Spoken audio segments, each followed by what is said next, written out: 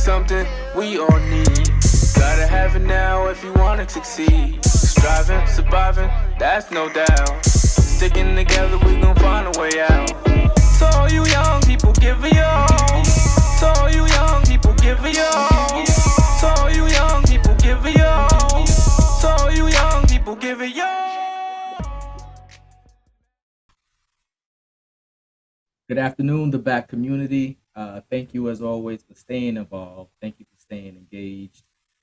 This is season 4 of the Back Community Podcast, and our theme for this year is Dream Bigger.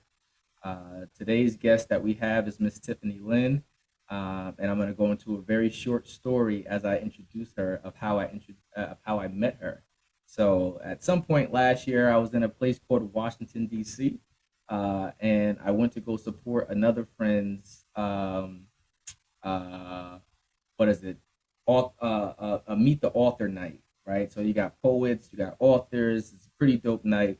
And I got there early enough, as I always do for all of my events. And I happened to sit next to somebody who happened to be this person right here on today's episode, Miss Tiffany Lynn. And she was telling me all about her book and how she was there. And she says, "What do you do?" I says, "Well, I'm an author as well, but I'm here supporting a friend tonight." So shout out to Ty on that one. But I happened to pick up her book and fell in love with it, and I also fell in love with her story when she was giving it that night. And I thought that you were absolutely dynamic and dope. And then I found out why once I read your book. So without further ado, the back community, I want to formally introduce you guys to Miss Tiffany Lynn.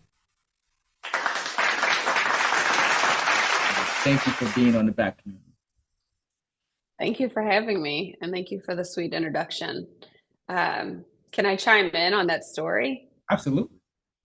It's so funny I because said I don't know if you wrong. remember. You cannot correct me. No, I'm not correct. No, just I don't know if you know that that was my first time doing the spoken word and not being in front of people and not talking about my story, but my first time doing spoken word, and that was pretty cool. That night, I read my poem live, I do. and everybody was like, Were you telling us that this was your first time doing that, but that you always wanted to do it? So that night, I think you tackled two different things all at once. "Yep, yeah, it was awesome." And the audience was amazing, obviously. Yeah. A shout out to Nerd the Poet and all everything that he's doing in DC to curate these events to bring authors, poets alike, and bring everybody of like minds into the same space to enjoy each other's works of art. Um, But my first official question for you, Tiff, one, I've gotten a chance to know you over the last year, but the back community might not have formally gotten a chance to introduce you. Though I try to do a good introduction, sometimes I often leave things out. So I like to open it up for you guys to formally introduce yourselves. So my first official question for you is, Miss Tiffany Lynn, please tell us who you are and what it is that you do. Wow, that's a big question. So I am officially a work in progress. I'll start there. Um, no matter how much I continue to grow, I find that there is more growing for me to do. What do? I change lives. I make an impact, and I am fortunate to be able to do that in my day job as well as in my author and you know I was going to say night job, side job, but that's not really what it is, and my calling. And so they both blend. I feel really lucky. And I also have the opportunity to work for a system that impacts people's lives. So, but I think I'm a change maker and not just for individuals, but also for organizations. So I feel like one of the biggest things that I do, no matter what space I'm in, is I plant seeds to encourage people either to think about things differently or to believe more in themselves. So yeah, that's how I would describe who I am and what I do. Okay, okay. And how did you, I like to say, stumble across your profession? What was it about this particular industry that you're in that drove you to that? So ironically enough, I had it all figured out when I was like 21, and I knew I wanted to work with kids, specifically with inner city youth. But life had other plans, and so I took an interview with this company, a nonprofit organization, to work with adults, helping them find their way in career paths. And I was like, what am I going to do with adults? You know, you can't tell an adult anything. That's why I really wanted to work with these inner city youth, because I was an inner city youth. And so I just remember feeling like somebody's got to care about these kids or else what's going to happen. And so I remember sitting in this interview like vividly. I can still remember sitting across from this gentleman, and he's like, you know, give me 3 to 5 years and I'll help you get to your next. And I'm looking at him like, sir, you're going to be lucky to get a year. I'm going to work with these kids. But I took the job and I never looked back. And I actually had stumbled across it. Like I didn't even apply for the job. Someone there within their organization, they saw my work ethic. I was working for the state at the time for unemployment of all things, helping people look for jobs in that capacity. And this was at a time that it was really, really hard. People had been on unemployment for up to like 99 weeks. So it was right after the recession. And they were like, you're amazing. You're doing the things that we do without even being asked to do that. So would you be interested in interviewing? So it did just kind of come from nowhere. And I love it. I will do this work. Even after I retire, I will consult and I will do whatever I can, even if it's free, you know, me just donating my time to make a difference. And funding that comes down to support individuals, you know, through workforce development, or if it's through like helping somebody with a resume or prepping them for an interview. So I'm actually excited to hear that one that you originally set off to, and I know you still work with youth today as well, but that you have a passion for the youth. And oftentimes, I think for a lot of adults, sometimes we forget that we were once young, and then sometimes as young adults, they look at the adults like they were never young, and you just don't know nothing. But I think being able to tap into our own stories helps us to one, stay relevant, but also to remember what it was like, what our thought process was like as a young adult, and how to help other people navigate out of that space. And it's what uniquely makes you you. And that's one of the things I told you before. It's like, you know, your story is a very unique story because, and I'm gonna say that because I'm gonna go to one part of the book too. Your story is a unique story, and this is for me because growing up in Albany, New York, for me, it was just like oftentimes when you hear of urban or the inner city, you always think of black all of the time, right? But I happen to have been blessed to grow up with all types of nationalities, races, and I realized that poverty has no color, right? mm, And if you live in these areas, you live in these areas, and then right. you have a an opportunity to to blend or to learn from other cultures and in ways that a lot of people don't who live on the outside. But it was something that stood out to me, and I'm probably rushing it, but it was so good. I opened up the book. I just grabbed it from out of my library, right? And I said, you know what? So how do I pick what I want to talk to Tiff about today? And I just said, all right, God, whichever one you open a page up to today, I'm gonna go ahead and choose. So, but you just said something that made me realize that what I chose was the right one. And I'm gonna start off just by asking you to elaborate on this. And this is out of Unstoppable by Miss Tiffany Lynn. And it says, growing up is hard enough on its own. Growing up in the inner city adds new elements to the struggle. Growing up in the projects is a different type of hard. And being a quick witted, mouthy Caucasian to the mix, you learn things about yourself and others. The world you come to know is very different. What you do and do not have access to changes, as does how the world views you. Did I choose a good It's one? a lot. No, you did. Yeah, it's a very What were you? What were said a you? lot in a short sentence. Yeah. What does that statement mean to you? What were you thinking as you wrote that? I think I was thinking about, and I'm trying to recall, right, of like what was I thinking in that moment. Um, I think I was trying to express the multi layers to it. Um, and something like you had said earlier about the young generation, like right now especially, they're dealing with things we never even thought of having to deal with. That- And I think there's a disconnect for adults, they don't realize, unless they work with youth, how hard this pandemic has really impacted them, and other things, of course, like social media. But so I said all of that to say, when I was writing the book, I wanted someone to hear me and my story, but I wanted them to hear the story of people who didn't look like me, who have similar stories, and maybe who weren't given the same discretion. Like, even I could hide my adversity. I could walk down the street and not even intentionally hide it, but people would just think I was X, Y, and Z by the way that I look. I mean, even now, I know that people look at me crazy. They're like, "Who is this lady?" Because I'm getting older. Like, I'm, late 30s, and I still feel like I'm in my 20s. So I still dress how I've always dressed, and I'm like, I probably don't look like most other Caucasian ladies in their late 30s in this DC area, at least, maybe in other parts of the country. And I don't mean that to be any way, shape, or form derogatory. It's not a bad thing. It just is like, I'm walking around in my Jordan 1. Like, I see people look at me and they're like, wait, that's not what I expected when I first glanced at you. And basically, that's kind of been my whole life. So I think with the story, um, I wanted it to be heard and understood that there were people who had it far worse, and that there are layers that make things harder, whether it's by choice or not by choice. And I did not choose to be impoverished. I did not choose to lose everything and be homeless. I did not choose to live in the projects.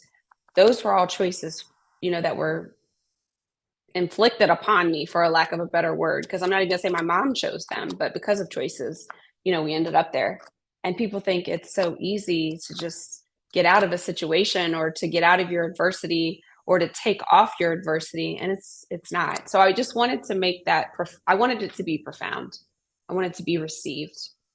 And it was one of the things that stood out to me the most about your book. You talked about growing up in Cincinnati, Ohio, moving to Florida, but in those dynamics, it really I love how you allowed yourself to be vulnerable enough to be human, just to realize, like, these experiences for urban inner city kids are not just limited to white, black, Hispanic. Like I said, it's poverty. And in it was just like, it was so dope to know you now, to know the person now, but to realize the road that you had to travel. And like you said, it isn't something that most people would expect. It isn't something that most people would be like, "Oh yeah, I can tell you went through adversity." But guys, I tell you, if you happen to read, and I hope that you do go out and read her book, her book uh, is so good because it channels the experiences and the inner hurts or the inner thinking that we go through as young adults, and how to navigate to get up out of that space when you've had enough. And that's why, the choice for your book title Unstoppable, I think was a great choice for who you are and being indomitable through all of the experiences that you went through. You didn't allow any of it to stop you, and you continue to, even though you would hit hurdles and be like, okay, but I'm going to keep going. I'm going to hit a hurdle, but I'm going to keep going. Thank you. um, to that point, staying there, and now understanding how important it is to have stability, now understanding how important it is to have people who have your best interests at heart. Um, what is something that you would go back and tell the younger version of Tiffany, right? After all of these experiences, but if you were to tap into that young lady, um, at the point where, right before you're about to become a mom, or during a mom, during that transition period, what is something that you wish someone would have told the younger version of you, Tiff? I don't know if I would have believed them, but if it was me talking to me, I wish that I could have said, trust somebody. Like, everyone's not out against you. You will be able to trust people. You just have to find the right people. Because when I opened up my heart, and I opened up and started sharing my story and being vulnerable with people who I would have never thought could relate to me, it changed my life for the better. It opened up doors that I could have only prayed for. I love it. I love it. And the other thing, you just made me think about it too, as you referenced prayer. Uh, your prayer life and your relationship with God was a piece of the book that you weaved in throughout the book, which I thought was important because one, I share that too, and just realizing that one, I wouldn't be anywhere close to where I am right now without God first saving me, and then me realizing that the story just wasn't for me. The story was for me to be able to help and impact other people. And Amen. I immediately felt that connection reading the book. I immediately felt that connection of being able to see you in person and get a chance to understand who you are. So Thank you. what was it? Because not too many people aspire to be a writer, right? Well, take that back. A lot of people aspire to be a writer. Everyone is very hesitant when it comes to telling a piece or a story um, that is nonfiction, right? And honest and vulnerable and reveals your guts. So, what was it that led you to write this piece? So it's definitely a God thing. I say that because the irony is, number one, I was so guarded. Like, my best friend read the book, my best friend since I was 12 years old. And she was like, Tiff, I didn't know X, Y, and Z. I didn't know X, Y, and Z. I'm like, you know my whole life story. What do you mean? And she's like, no, I had been so guarded and held things so close to the chest for so many years. It was like none of your business. Like, that's just how I felt. And I had had people that used things against me, people who were supposed to love me. And so it made me feel like I just couldn't share things and didn't want to. And it made me kind of like feel like it was giving people a weakness to prey on. So, all of that to say, 2016 was when it was initially planted on my heart to write my story. And I fought it, and I went through a lot processing and getting ready for being able to actually sit down and write it, which I hadn't anticipated any of that either. But I think that God wanted me to write the story, not it helped me to solidify this has nothing to do with you and everything to do with you. And so it was about the people that I could reach. It was also very freeing. So I changed everybody's name in the story except for my own. And I did not go into detail about things that really weren't impactful. But if it wasn't about me, if it was about my son or one of my children's fathers, like, I didn't go into detail because that wasn't my part of the story to tell, even though there was maybe a lot to that. Um, and I also tried not to get so deep into the story on any specific item because I wanted it to be about the blessing, the gifts, the teaching, whatever I learned towards the end of the story, and the reflection for the reader. That was really how I wanted it to be read. And I don't know, no one's told me that it's not reading that way. So I'm praying that it is. Um, but it was sheerly just the one part that I think was for me was it was so freeing. One, because it was terrifying to be that vulnerable, but also because it was like nobody gets to say, because people always have something to say. It's like, if you want to tell your story, write about it, do that. But I did this. I wrote this in my words. I cuss too much. My grammar is off. I'm quoting scripture. I'm doing all of those things. And I'm reaching people just like this. And so that was the part that I felt like was for me because I had never felt like I was good enough to write a book or something like that, or good enough for whatever it might be. And that was my moment of saying, like, I don't care what nobody says, God said. And so, And it made me think about how oftentimes I tell everybody like it's those stories, it's those parts of us that um, they aren't the most shiniest parts, right? They aren't the things that we typically want highlighted or we choose to highlight. But what I've learned is that those pieces and leaning into them end up becoming your superpower, right? It's just like I can uniquely, and I'm sure it's the same thing for you. You can uniquely walk into a room with people who may have accolades that exceed what you have, right? But it's just like I'm bringing my own unique set of experiences, and that is my superpower, right? Mhm. Once I learned how to lean into that instead of being afraid of it, you know, it's been one of the most empowering pieces. And I can imagine like sometimes writing, getting it out there, and it's just like people want to judge you either which way.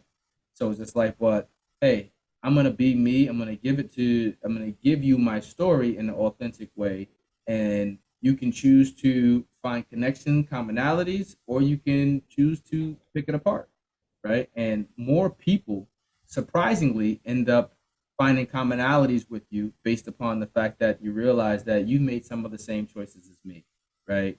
We got way more in common than what sets us apart. Well, and can I just add one caveat? Because I think this is really impactful. Or sometimes that you'll have someone who can't relate, but they come to you and they say to you, you know what? Because I met you, I think about things differently. Because I met you, my vision of a single parent, a teen parent, somebody coming is so different because I know you, and that like let a guard down. So I think that's really powerful, to have the opportunity to reach someone who maybe thinks that they have nothing in common, or can't relate, but they find ways to relate on just being a human being and caring. Like, and that's a great point. So I'm actually glad that you added that because you don't know who your story will touch, when it will touch somebody, and how it will touch. So that's you're 100% correct. You are 100% correct. Let me see. One of the things that I have to ask is, um, and if I'm giving too much away from the book, hopefully I'm not. And I'm just excited because, like I said, it was exciting to read it. It's always exciting to know the author, excuse me, behind the book as well. Um, but in it, everything from the stories of you guys taking a cab. What was that? I don't know where it was, but in my West mind, Virginia. I was gonna say Virginia. So in my mind, I want to say Virginia, but it could just be what I remember from the story. And West Virginia. was You got to add that in. We were in Appalachia, West Virginia. Yeah. and it's like out of all of those experiences in the book, what has how has the book resonated with your audience? How has the feedback been from those who have encountered you and encountered your story since releasing Unstoppable? So, one theme that I've received, whether it was people I knew or I didn't know, when they come talk to me about my book, is that they were reading and they saw parts of themselves throughout the book. That was really powerful for me, because it might not be the exact same story, or it might not be even the same specific instance, but there were things that they were reading and they were like, wow, that sounds like me, or that reminds me of me, or this is me. um, and then also moments of people saying, I really appreciated your authenticity and your vulnerability in the book. And that's something I hear from people quite a lot, is the authenticity piece. And I used to take that for granted because I thought, oh, they're just saying it. But then now, being a little bit wiser, I'm like, that's not something people just say. um, and I might have versions of me that people get depending on how comfortable I am with the person, but it's always still me in some variation. And so I work really hard to be, yes, I'm confident, but I'm not perfect. Yes, I know a lot, but I don't know shit really. I'm always going to be a learner. I always think what I'm doing is right, but I can be swayed. Like, teach me, don't criticize me. So I do think that's a blessing and a gift now, now when I really think about it. Um, so yeah, those are pretty much the main things that stick out to me. All right. I'm gonna do something to spin it up a tad bit. I always like to do this section called rapid fire, and the reason why I Okay. love doing rapid fire is because you know I just turned 40 last year, and I also just realized that sometimes as professionals, we forget to allow the world to see how dope we really are, who we really are. Because sometimes we get wrapped behind our professionalism and who we are, and sometimes people don't even understand some unique things that would actually stand out to them about you. So, would you indulge with me in a rapid fire session? I don't think I can say no. So yes. Glad that you understand that this was rigged from the beginning, Tiff. This was rigged from the beginning. There was no way that you could say no. But I promise you, it's all fun. Nothing to throw a curveball your way. But it'll I'm definitely here for it. be and the audience to get a chance to see who Tiffany Lynn is. Sounds good. All right. Rapid fire. My first question for you, especially since it's kind of wet and gloomy here, where the both of us are probably at in the DC metro area. But what's your favorite season out of the four seasons, and why? There's no question it's fall all day long. Because I'm a layer person. Like I love fashion. I love being able to wear more than one layer of clothes, hoodies all day long. And also, I just hate walking around being hot. Um, so I feel like the summer, especially summers here, which they blend into to fall. But yeah, fall. And I mean, I like um, Thanksgiving, which falls under fall, but I'm not a Halloween person. I'm not a pumpkin spice. It's none of the things you normally hear. Like basically it's just it is more conducive to my life and me not being hot and being in a good mood and like when the sun is out and it's a cool day, it's like you could just be out for hours, you know. All of that brings me joy. Totally understand. Mine's got to be the same as well. Um, you mentioned sneakers earlier. I'm a sneakerhead too. If you had to choose your favorite sneaker, any type of sneaker, what sneaker would you choose? There's no question. I don't even have to think about it. It's the Jordan 1 and I may have like 20 pairs in my closet right now. Nice. For some reason, I was like, why she gonna say Air Max? Someone was like, Tiff might be an Air Max girl. I cannot rock an Air Max. Yeah. But a J1, I can all day long. I actually have on a pair right now. I would show you, but there'd be no way that would happen. Yeah. The flexibility that takes to pull that off. No. Let me see. If you were to choose the ideal place for you to live, where would it be and why? In So or I out? think so in all like reality, wherever God leads me, and I mean that wholeheartedly.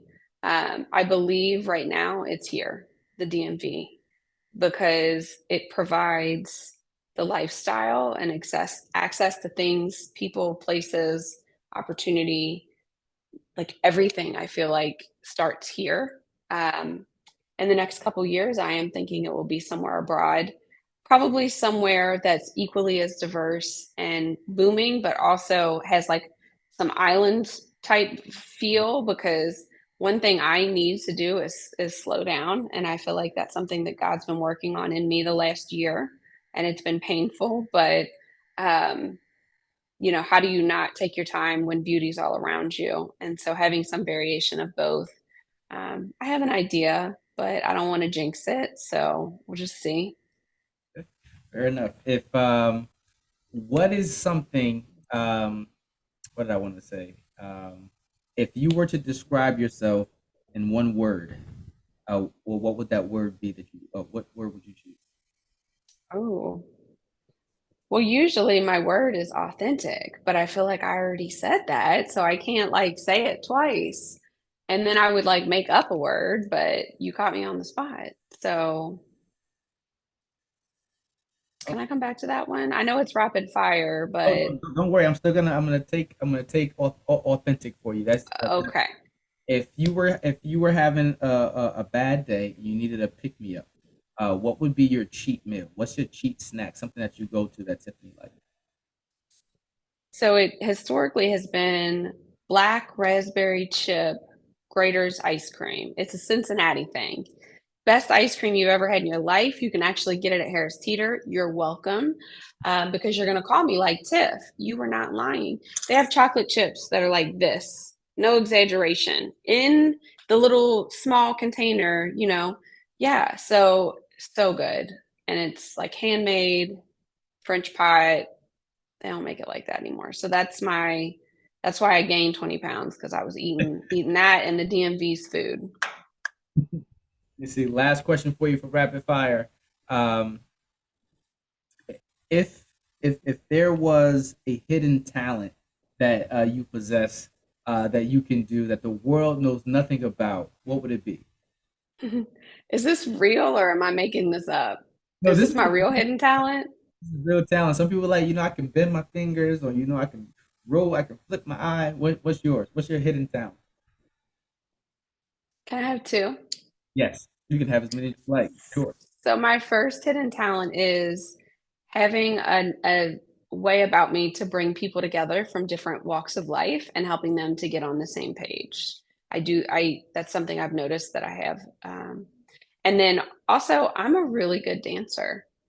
So, like, I have a meeting coming up and they don't know it, but they're going to learn how to dance. Yeah, they are. I'm going to teach people a new skill. I don't know if we're going to be out there doing the Dougie or what, but it is going to be something that's unexpected. They're gonna learn today. They're gonna learn They are today. going to learn. Well, thank you for indulging me in rapid fire. I always like that, like I said, because one, these little small points and things that I'll never forget, and hopefully the listeners never forget as well, because when you meet people and when they see you, you want them to uniquely, and in your word of choosing, authentically, know who they're dealing with. So, thank you for indulging me in rapid fire. Yeah, you're welcome. And I want you to know I'm going to process that. It's going to be a whole thing later. I'm going to text you like, oh, my word is. So that's a great question, though. All right. Here's my favorite question, probably out of four seasons. I love to ask everyone who comes on the show this same question, because it hits everyone differently. So, if you were to define success, how would you define success? You just got me so excited when you asked this question, because this is what, if I could give a gift to everybody in the world, it would be this. You need to determine, you and God need to determine what your success looks like. Don't worry about what X, Y, and Z is doing, the people you love, people you don't know, people on social media. Stop. Sit and think about what your best is. Think about what you want for your life, what kind of life you want to create for yourself and for your family. And then set the bar there and use that metric. Don't worry about what anyone else is saying or doing. And don't worry about what anybody else thinks about you succeeding. Like, I'm going to give you a prime example. I am 38 years old. I am happy and single. And I have friends, they're like, but I want you to have somebody. But that doesn't make me more successful. That doesn't make my life more valuable just because there are a lot of people who are unsingle and unhappy. And so I just think that you have to be able to shut out all of the noise and just say, being able to do X, Y, and Z for myself and not have to answer to nobody is my version of success, And it's like, if I meet someone that adds value to my life and aligns with my life, and God says yes, then okay, I'm more than happy for that. But He might not say that, and that doesn't make me any less happy or any less successful. And so I'm sharing that to say there are so many people out here who are doing amazing things, and your amazing could be you work your 9 to 5 and it's a job that you enjoy, and maybe you don't make that much money, but you make enough to take care of it. That is success. That is your success. So don't let anyone else tell you different. All right. You see, and all of the different things that you do, um, you know, uh, as an author, in your regular walk of life, and parenting, which is, 3, 4, 5 jobs all by itself. Uh, Amen. how do you find, or how do you keep a good work life balance? I think because I don't separate them anymore. Like, I used to be very, and that might be wrong, but I feel like I love the work that I do. I love my kids. I love being an author. I love my life. I love myself. I love my friends. I love all these things. I love God. But who said I had to separate them? Like that gets more complicated. So I talk about God at work. Call me crazy. I talk about my kids at work. I talk about work and God and life to my kids. Like I just think that the worlds can blend. Now, all of that being said, I if I need time for my kids, I tell work, I need time for my kids, and that's no problem. If I need to work, I tell my kids, I need to work, like whatever that conversation is. But I think it's just communication, right? Like these are the things that are important to me. I'm willing to make time. I'm willing to juggle time, but also being able to be transparent and tell each of those parts of my life what is needed, and sometimes I need a break from all of it. And I'm like, I need to go and have some just me time. And I make time for that too. That's actually one of the most important things. I just recently realized um, I had been having more of a social life than I would normally have. And I wasn't taking that date for myself that I'm used to taking. And I was like, oh my gosh, that is precious. So I'd like take myself on dates, whether it be like to get a massage or whatever. But I like to go be just time with myself and being able to ground and time with God. And that's something that if I don't have that, I'm no good to anybody else. So that I think is the balance. I love how you said that you stopped trying to keep them separate, right? And I think it's one of those things that you hear people say on the fly. It's like, oh, you can't be who you are at work, or you gotta be this particular way when you're in this crowd. That's a lot of work. It's too It is. confusing. And to your point, I agree with you wholeheartedly. When you don't have to separate it anymore and it all can blend, it all really just comes together. The synergy behind that, it's like it really all comes together. There's no reason for me to be Tyrell here and Brian here and Robert there. No, I want to be Tyrell wherever I show up, and I want to be my, to your choice of words, authentic self wherever I show up. And it's a lot less to figure out, like who's showing up today or who do I got to be. No, I need to be me wherever I go. Be okay with that and realize that me being me may not be everybody's cup of tea, and that's okay. But I might be somebody else. Right. But are you happy with it, right? And I think that's the first question of like, well, who am I? I'm actually doing an icebreaker for this leadership meeting that I'm going to have everybody dancing Can at. we dance? Um, that's where I'm going to have everyone dance. They just don't know it yet. But the other part, I'm going to ask them like, who are you? Like, what are your core values? Like, and are you walking in that on your leadership journey? And if not, then we need to talk about that. And so, like, listening to you, it's like no matter what parts of me am I no matter what? And it's like, I'm grateful. I talk too much. Sometimes I get excited and people think I'm, whatever. So that's a whole nother conversation. You made me think about this a training and exercise I used to do. I used to do mediation right when I got out of undergrad. It was my first job, and I would do mediation for family court and for the probation department. And I would do these trainings for the probation department. It was called PINS, diversion for kids who got on probation, but in New York State they called it PINS, right? So I would bring everybody into this room, and we would break out into a circle, and I would give everybody these little Easter eggs. But inside the Easter eggs, it would be a number, right? And we would go around the room, and everyone would open up their Easter egg, and it'll be a number. It'll be like 13. And I would say, "Hey, Tiffany, can you remind me um, what kind of concerns or what kind of fears did you have when you were 13?" Right? Mm, Reason why is because it helps people to forget where they are right now, right? And right. all the things that you may have compartmentalized or forgotten or thrown away, and it helps you to reconnect. Because I think reconnecting with our past and our experiences helps us to better connect with others in our present. And you got to be aware of that in order to make that happen. Absolutely. That's a great reflection for parents even. Yeah. What they say? You ever want to see who you are and how you are? Look at you. You're like, man. It's like he did what? Oh, it's understandable. I know I did it too. He did what? Yep, it's understandable. Yep. Oh, he said, yep. I did it. I did it too. So let me see, man. I got two more questions for you, and I'm gonna let you go. Okay. I have to ask. Looking at everything that you have accomplished thus far, all that you have been through, um, what about your life's path are you most proud of? That's a really good question.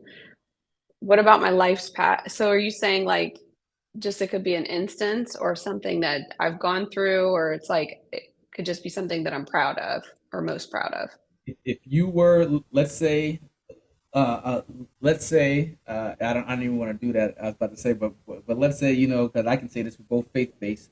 You say, when God is saying, "Job well done, my son, my daughter," right? So if you had to look over the course of everything that you've experienced in your life and what you've accomplished, like, what would you pick out for you about your life that you're most proud of? Yeah. I would say being brave enough to go against the norm. And I'm saying that because that supersedes any one specific thing that I could give. There are multiple instances where I was told, you can't do this, you can't do that. And instead of me just believing them, I was brave enough or crazy enough or had enough faith in God. And I say those interchangeably to go on and try it anyways. And now to the point that I'm so confident that when I say something to someone and they tell me no, I'll ask again. Or I'll say, well, let's try it and see what happens. Because who said? I mean, everything's impossible until somebody does it, you know? So it's like, I think that the people that have those visions and those beliefs in themselves or in something that's in them, because I think it's totally a God thing, are the ones that can. Like I just think about Martin Luther King. Like we have his day coming up. You think how many people told him that he was crazy? I mean, we know. And so think about if he would have just accepted that. So I'm saying that to anyone who might be listening. If there is something planted on your heart and that doesn't go away, listen to that, nurture that, and have the bravery and the courage to follow it, to figure out what it is, because it's something just for you. Absolutely. Tap into what it is that God desires for your life. Not what you want, not what your parents want, That part. not what your friends want, not what your boyfriend want, not what your husband want, not what your family wants. What do what is it that God is trying to drag out of you? How could you be of benefit to him? And that's something I ask myself is, okay, all right. So yeah, this is how it works for me, and I say, how does it work for God? Right. So Yeah, yeah. speaking of which, what would you be if it would have been up to you? I'd be a famous singer and dancer. Ooh, I probably would have been a rapper, man. I don't know. Okay. I love music. That's one of the other things I love about your book, all your music reference in there. I was like, okay, okay. Tiff got some good music taste in here. So yeah, I'm a music fan. If you put me and rest in peace to my older brother Jamura, but if you put me or him in a room and just put on an instrumental, we can go and freestyle Love for that. hours and just be going back and forth. So I probably would have been a rapper. I used to be a rapper in my past life. I Um, love that. yeah, I don't know. To be honest, I'm just um, I've always honestly, and this isn't cliche. I've always told myself I never really knew what it was that I wanted. I never really knew what I didn't want to what I did want to become, but I knew what I didn't want to become. So I stayed Mm. away from all of the things that I didn't want to become. And that opened up doors for me to walk through. And that's honestly been the wave of my life. Figuring out what it was that I don't want or no longer suits me, and learning how to go figure out a new path or something. Yeah, I can relate to that for sure. All right. So you have to tell me and the people um, where they can find you on all things social media, where they can find Unstoppable the book. Um, yeah, because I think that is very important. I'm also gonna tag you, of course, in the comments once I drop this episode as well. But yeah, please tell the listeners where they can find Miss Tiffany Lynn on all things social media, and where they could pick up their own copy of Unstoppable. It's a must read. Her story is dope. You would listen. I know she's talking to you about her J's, but listen, I became a quick fan by reading her story. You had me captured from probably the opening chapter, and I think it's a story that will resonate with so much more of the world, which is why I couldn't wait to get you on the back community, because I think. When we get past, like most people think that you only have stuff in common with the people that look like them. I have so much in common with you from the streets to music to whatever you want to experience, and I was able to embrace that and enjoy that as a result of diving into your book. So please tell us how we can find you. Yeah, thank you for that. And I'm gonna say also it's an easy read. And I think no matter who you are or where you are in your life, you will relate to something in that book. I like to think about it as kind of training for how to be resilient, because I do tell a story and I am sharing short stories of times throughout my life, but I'm also talking about how I overcame adversity. So if you want to build resilience, definitely a good book. If you just want to read a quick read that's interesting, if you just want to support a local author, I'm your girl. So where you can find me is www.iamtiffanylynn.com. You can also find me on social media. I'm on Facebook, Tiffany Lynn. I think if you were to search it, it's like I am Tiffany Lynn /coach or something like that. I'm terrible with socials. And then my Instagram is I_am_ Tiffany Lynn. And I could be wrong there. So if I'm wrong, guys, I'm sorry. That's just who I am. I'm not going to sugarcoat it. But you can get my book off my website, or you can get it directly from Amazon or Barnes and Nobles. It's Unstoppable: A Story of Resilience by Tiffany Lynn. And I'm gonna say this just as a fellow author. Um, Go to our website. Go to iamtiffanylynn.com. Was it right? Yep. Because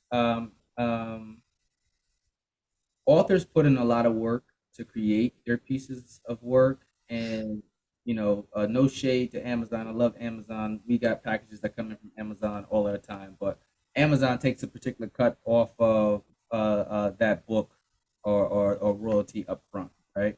So the best way to support, and I've learned this through experience, was to directly support the actual artist or author, whoever it is, if those avenues exist. And Tiff letting us know that that does exist for her. But however, if you will never go to the website, choose Amazon, choose Barnes and Noble, Yeah. choose whatever you like. Or Lulu Bookstore, even. Go find the book, grab the book, be changed as a result of the book. I'm glad that you did mention that. She definitely has pieces at the end of every chapter that'll help you to reflect. And I think the more time that we take to introspectively look at our lives, the better or more rounded people we will become. And I'm a better person as a result of meeting you. I'm a better person as a result of reading your book. And I'm sure the world will be better as a result of listening to your story once we get this out to the people. Well, thank you. Yeah, I appreciate you. you are totally welcome. And I wanted to say, as always, thank you for affording me your time. Thank you for the work that you're doing, both in your profession and outside of your profession, because I know it's something that is near and dear to you. And I know it's near and dear to you because when you go through the experiences that we go through, you're determined to try to shorten up the path or the road or the adversities for somebody else. So Amen. people take the time to figure out who you are, connect with you, and realize that we got more in common than what separates us. So thank you for being a guest on the Back Community, and I can't wait to get the story out to the people. Thank you for having me. You're the best, Ty. Woo-hoo! Listen, man, I'll play catch up with you later. Bye.